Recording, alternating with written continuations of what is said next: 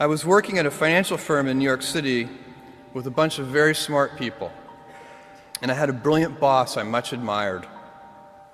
I went to my boss and told him I was going to start a company selling books on the internet.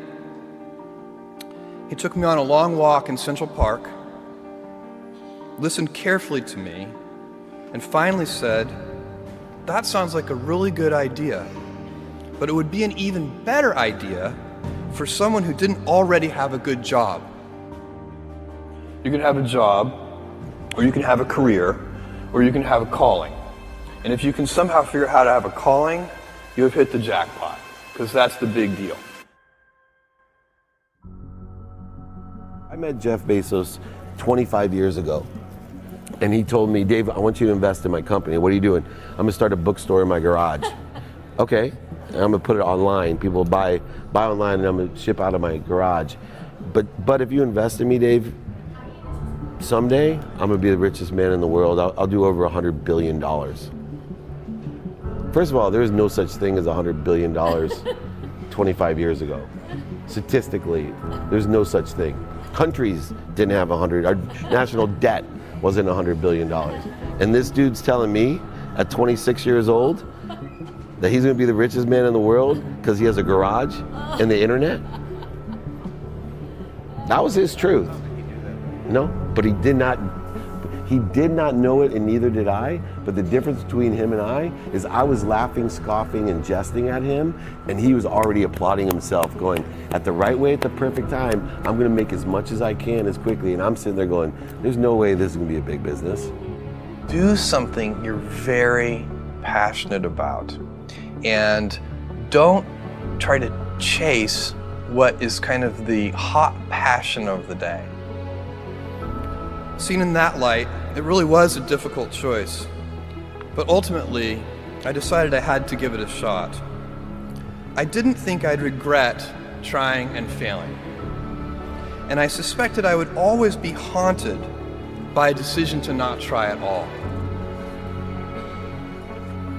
After much consideration, I took the less safe path to follow my passion, and I'm proud of that choice. As a young boy, I had been a garage inventor.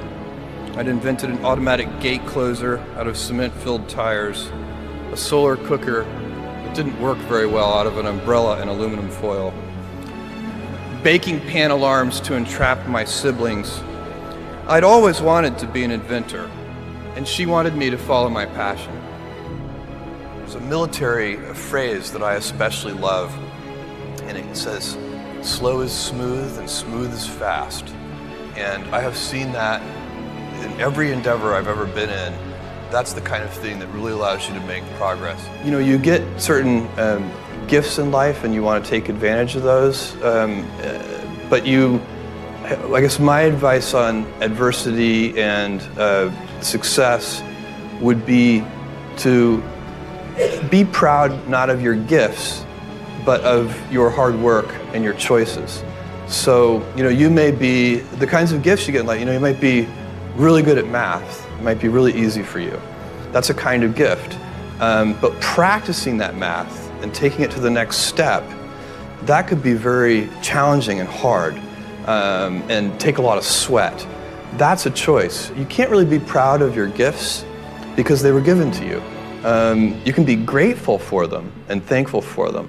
But your choices, you choose to work hard. You choose to do hard things. Those are choices that you can be proud of.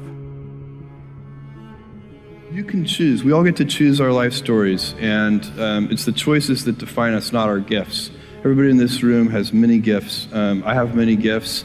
You can never be proud of your gifts because they're gifts. They were given to you. You might be tall, or you might be really good at math, or you might be extremely beautiful or handsome, or there are many gifts, and you can only be proud really of your choices because those are the things that you are acting on. And one of the most important choices that each of us has, and you know this just as well as I do, is you can choose a life of ease and comfort, or you can choose a life of service and adventure. And when you're 80, which one of those things do you think you're going to be more proud of? You're going to be more proud of having chosen a life of service and adventure.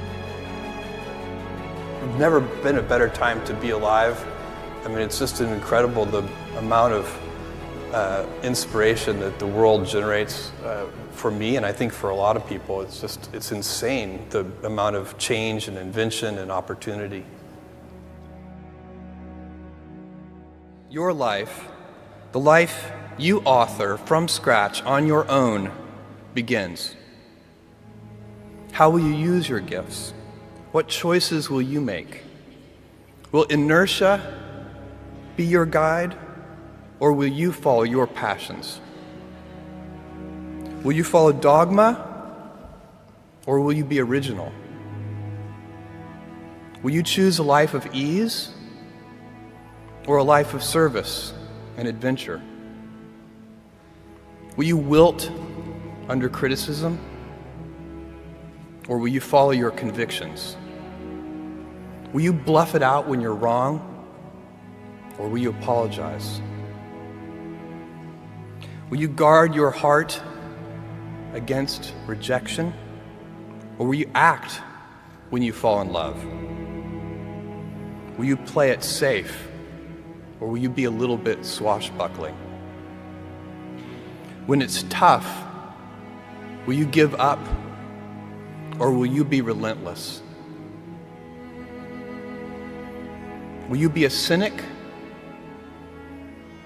or will you be a builder? Will you be clever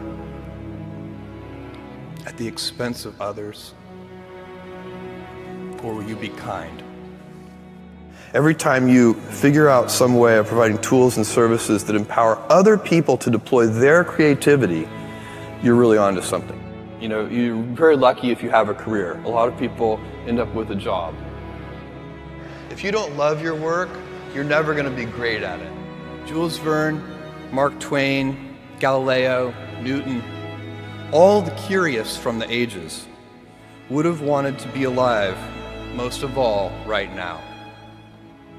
As a civilization, we will have so many gifts, just as you as individuals have so many individual gifts as you sit before me. How will you use these gifts? And will you take pride in your gifts or pride in your choices?